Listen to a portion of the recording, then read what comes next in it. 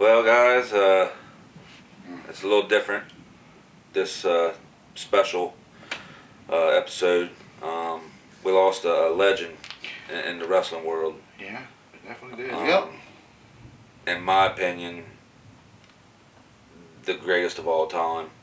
But for what he brought to the wrestling world, in my opinion. Absolutely. Oh yeah. I mean, without Hulk Hogan, there would not be wrestling as it is today. Without a shadow of a doubt, man. Like, it's funny because it's like when I got into wrestling, it was actually because of Hogan Rock. All I knew was that this old guy was beating up the Rock. But my grandma, she was like rooting for it. And I'm like, Grandma, you love the Rock, so why are you cheering this guy? And then next thing you know, a whole can of worms opened up. Then I started following who Hogan was, and it was like. Then when he went back to red and yellow, then I really saw who Hogan was. Yeah, that's when I started watching it more because my grandfather was into wrestling at that moment. I was only like 7, 8 years old. Yeah, so I got to know Hogan for him wearing the red and yellow. So it was like, all right, cool, this is awesome. And then I just got to watching it more and more, and I was like, yeah, Hogan is the shit. He came out with that his first one movie with the Island movie. Thunder in Paradise? Yes. Yeah, he had the TV show. Loved it. Yeah. Loved it. And then from then on there, I always watched Hogan after that. Like, wrestling came on, if Hogan wasn't in it, I wasn't watching it. That's just straight up. It was just one of the things, too, like, even in his movies. Yeah. Like, I always remember watching Three Ninjas Strike Back. Not for them, that was a good but because Hogan was in it. Yeah. Even if he didn't do anything, he was just in it. Yeah. Yeah, and during that time when he was filming he was actually in the heat of NWO, because he actually showed up on Nitro a few times with the same toupee, and they made a big deal about it because about his hair, and then it ended up coming off, and of course his regular hair was underneath, or lack thereof. But hey, he owned up to it at some point and just. Oh yeah. I mean he always wore the bandana. Right, yeah. But always did that. I mean he was going bald when he was first in the band. I was gonna say he was going bald when he was born. He was going bald. But with you though, because when you heard the news, it hit you. Yeah, it affected me differently. I mean, I was at work and you called me in there and to the break room and was like, hey, Hulk Hogan's dead, or showed it to me. Yeah, like, because you remember in May they said he was, and we were like, whoa. Yeah. Like, and then we had to check, so I was like, let me check with you first. And then next thing you know, everything just broke, and I'm just like, man. But when I saw you, when I saw how it hit, I was like, he is a true Hogan fan. Yeah, I mean, absolutely. I started watching wrestling probably when I was about 6 or 7. So we're talking 84, 85-ish. Mm-hmm. That's when the height of Hogan. So when Rock and Wrestling or not? Oh, Rock and Wrestling. Yeah, okay. I used to watch Hulk Hogan's Rock and Wrestling Saturday morning cartoon with the brother from. Oh yes, cut. The brother from Everybody Loves Raymond was the voice of Hulk Hogan. Oh the real big tall dude. Yeah. But I remember that, cut. Yeah, that was my jam. I mean, that was the shit. Hulk Hogan is what made me love wrestling. Hulk Hogan is what made me want to be a wrestler. And I did get to fulfill those dreams for a few years. Yeah. And if it wasn't for him, I never would have been in it. No, I mean not as big, I'm sure. I mean I saw a quote that said that the Undertaker won at WrestleMania, which made him who he is. Mm-hmm. Stone Cold and The Rock won at WrestleMania, which made them who they are. Becky Lynch won at WrestleMania to make them who they are. Yep. Yeah. Hulk Hogan was WrestleMania. Yes. If it was not for Hulk Hogan, there would not be WrestleMania, because Vince McMahon set everything he had, and if the stories to believe are true, he actually borrowed $1 million from somebody to fund the first WrestleMania, and he had everything on the line for that. And, and it was a big ass success. I mean, and he brought in celebrities. Before then, wrestling didn't really have. No. I mean, the only thing maybe you would have had was the Muhammad Ali, and with Gorilla Monsoon. Gorilla Monsoon, yep. That might have been the biggest thing as far as celebrities in wrestling, but Vince McMahon Jr. when he brought in the first WrestleMania. He had Billy Martin, which was the manager for the Yankees at the time.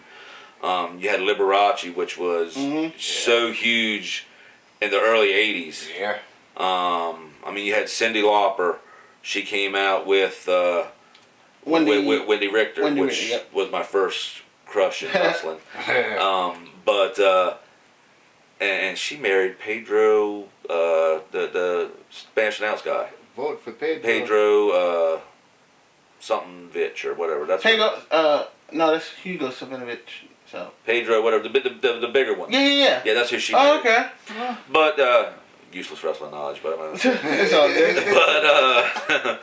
but he's the one that brought, and they put everything on that. They went on Saturday Night Live, him and Mr. T, to promote WrestleMania, and I remember that. I mean, Hulk Hogan did a lot of firsts in wrestling. Yeah, he was the first and only wrestler to ever be on the cover of Sports Illustrated. He was. He really was. I mean, he mainstreamed, got into the mainstream in '81 with Rocky III. Rocky III, yep.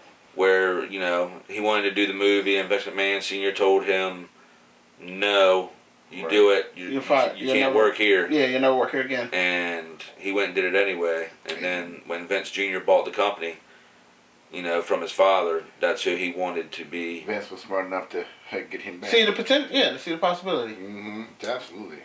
So, favorite Hogan moment? What you got? There's so many, but I mean, if I've got to go for my favorite that meant the most to me, was probably WrestleMania 3. That was. I had seen the other two WrestleManias, but that was the first one that I didn't get to watch it live. I tried. We were supposed to be getting it. We were at my godparents' house, and they had one of the huge satellite dishes where, Oh, yeah. Joker was outer space type shit. Right, yeah, like you're at NASA. But take 20 minutes to adjust that bitch. Yeah. But we were supposed to get it, and something fell through, so I didn't get to watch it. But it was not long after that that I got to watch it, and that was, even though Andre, at the time I didn't know, but even though Andre had been slammed multiple times, and you think it's the first time? It's the first time, but Andre was huge. Yeah, I mean, he was well over 500 pounds at that time. He might not have been 7'5" like they claimed he was at the time. Yeah, but Gorilla Monsoon said it best. It was the irresistible force that meets the immovable object, and to me, that was the epitome of Hulkamania. That's what made. Yeah. I mean, Hulkamania was born when he beat Macho Man. It actually started back in the AWA, but not Macho Man. The Iron Sheik. When he beat the Iron Sheik at Madison Square Garden, but it really solidified. Solidified him was when he slammed Andre. Yeah. And then they're off to the races. Yeah, he did definitely put him right at the peak of his, where he really kind of needed to be at that point in time. It was perfect. And it's also, I mean, to me, it's kind of poetic justice that Hulk Hogan was the last WWF champion and also the first WWE champion. Oh yeah, I saw that. That came out. I saw that on Instagram where they were like, the last image you see of the WWF is him holding up that belt right there, the Undisputed, but it had WWF on it. He's holding it up, and that was the last image. Then the next day, they switched over to WWE, or the following Monday, they switched over to WWE. So I'm like, that is poetic justice. Yeah, so good. I mean, how about you? What about you? What is your favorite? Mine is when he finally returned to the WWE. He was in WO gimmick, but he stood in that ring for a good 20 minutes, where they had to go to commercial break. And the pop just The pop. continued. The moment he came out, they popped. He couldn't talk, and then like they were like, "We'll be back after this commercial break." Come back, and they're still chanting and then that's why then it's like when you're like, oh, we're like, okay, we cheered, welcome back Hogan. Then The Rock comes out, and that was just that moment. It was like 2 eras, and it was very impactful. But that's why I'm like, that's what made me like a real. I remember just being a wrestling fan, and that segment right there, not realizing why they were cheering Hogan, but then once I learned, when it's like, okay, now that you know who Hogan is, Hogan was get into it, like learn it. And they were just like, then when I go back and watch old stuff, like I remember I bought the Ultimate Anthology of Hulk Hogan, the WWE DVD. Mm-hmm. I had that. And I always skipped Warrior versus Hogan. I'm like, I can't watch this match. WrestleMania 6. Yes, I'm like, Hogan loses, I can't watch it. And I would skip that match. And it's just like, yeah, this match was what, like 20 some years old, and I'm still skipping it? Yep. Like a fan, because I don't want to see Hogan lose? Yep. And it was, and I never forget that, because at that time, Hulk Hogan's always been my favorite, always will be. Mm-hmm. But you do have other favorites. Yeah. And Ultimate Warrior was my favorite at that time. Hulk's my number 1, but Ultimate Warrior was the new guy coming in. Like if you're wrestling, if you and your friends are wrestling, you go, I'll be Hulk Hogan. Like Right. you got here and call dibs on, I'm Hulk Hogan. Right. Then the next person go, well, fine, I'm Ultimate Warrior. Exactly. Okay. Especially when you was playing, video games came out. Right. Immediately, I had this friend that immediately, just the first person he would go for is Hogan. All right, cool. It's cheating, but all right, we'll take it. We'll take it. But yeah, I remember the build up to that WrestleMania, and Jesse the Body Ventura. Like 1 week he would come out, he would just be, because he always crapped on Hulk Hogan. Mm-hmm. But because I mean that was his, but he was always against the good guy, no matter who it was. Yeah.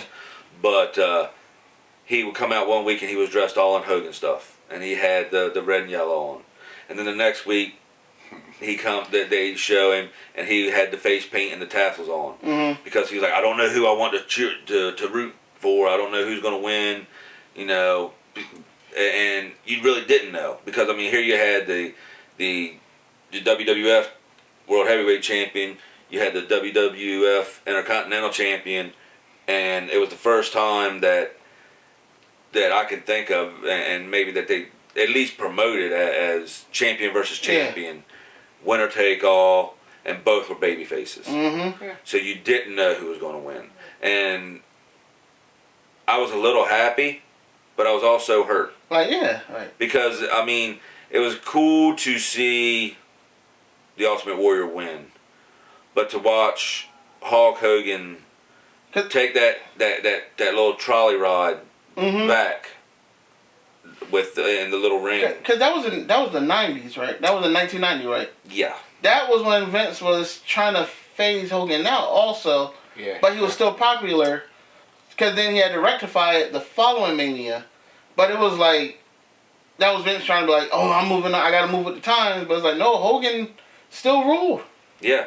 I mean, he's still the 3rd longest reigning World Heavyweight Champion, behind Bruno Sammartino's number 1, then Bob Backlund, Mm-hmm. then Hulk Hogan, and now Roman Reigns. Yeah. It's been years, man. Like, that is weird.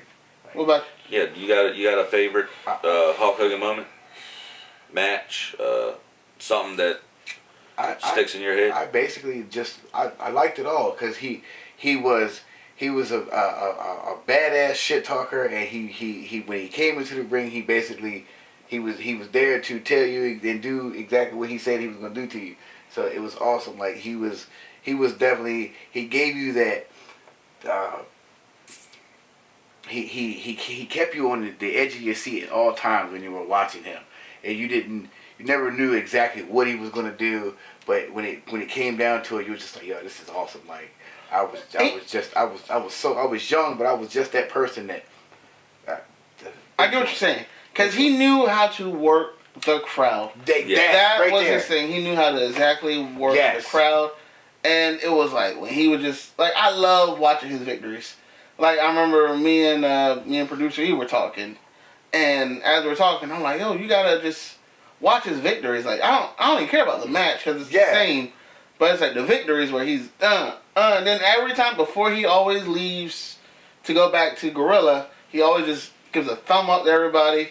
Like just gives that thumb up, and then he just turns and walks, and it's like just that little thumb up was like like that. And Right, it's like, right. Like I love that. Like it was just something small. That was just like he literally was until he was done. He just knew he worked you until he was out of your sight.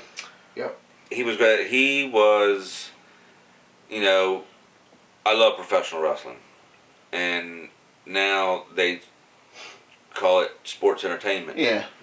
Hulk Hogan is why it's sports entertainment. Yeah. He was 100%. the first sports entertainer. He knew how to.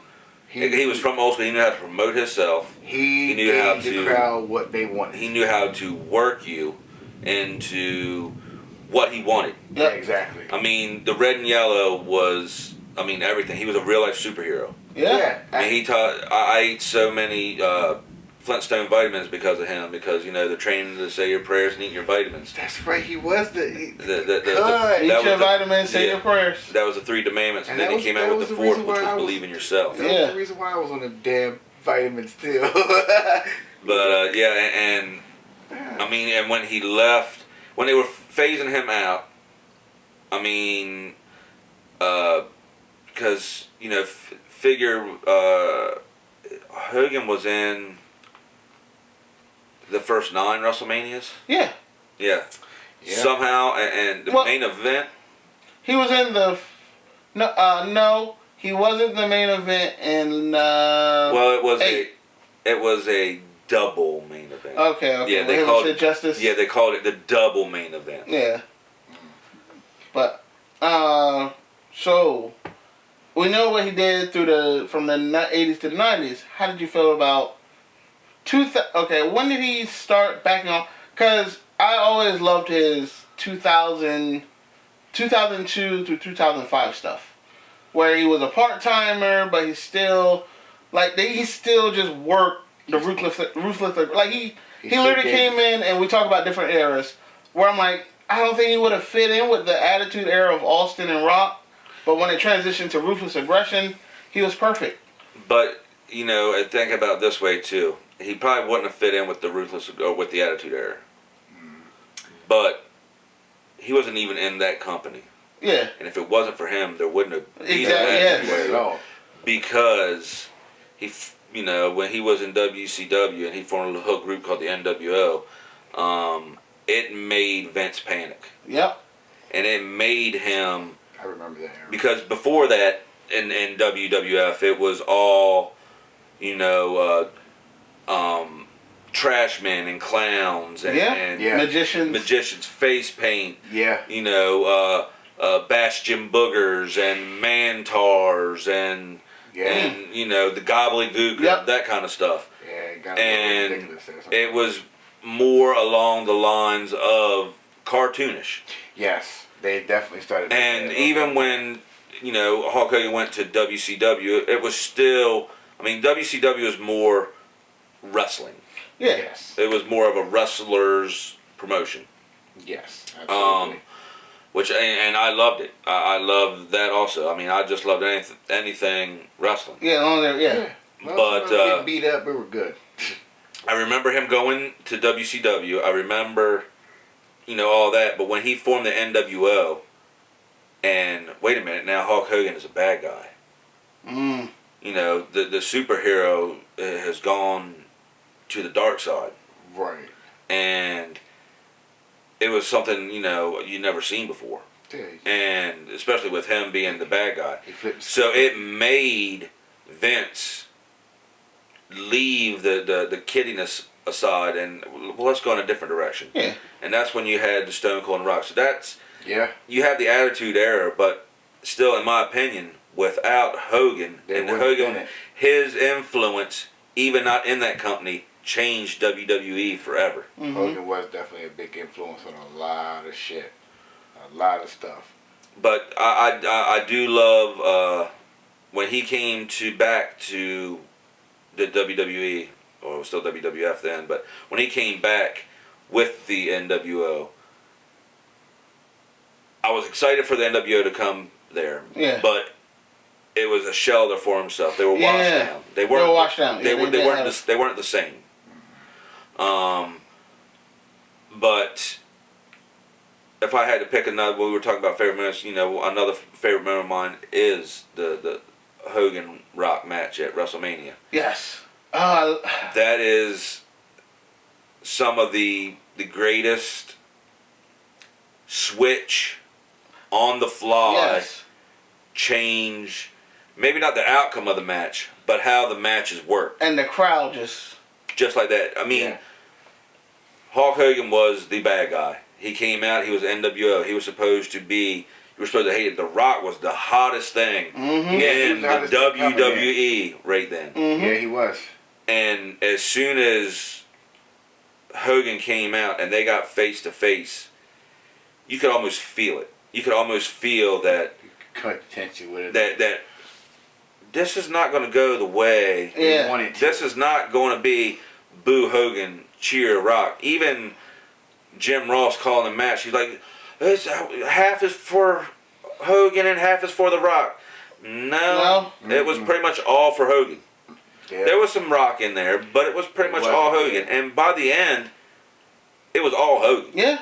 It was all Hogan. Now, was the NWO turning on him that night, was that an audible? See, I don't know.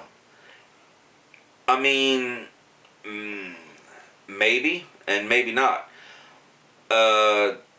Because it makes sense that they turned on him. Maybe not that soon. Yeah. But maybe that was that was an audible. Said, go out there, jump him. We're gonna bring the yellow and red back. When they did.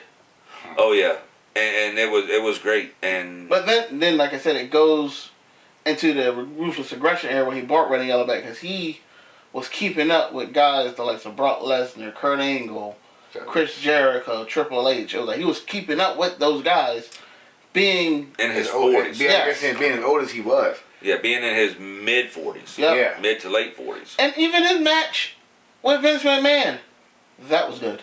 Yes. Yeah. Like, that was a lot of, and Vince is no worker, and people say Hulk Hogan couldn't wrestle, and I challenge anybody to go back and watch some of his New Japan stuff. He could definitely, because you had to be a wrestler to go do that stuff, and he was brought up.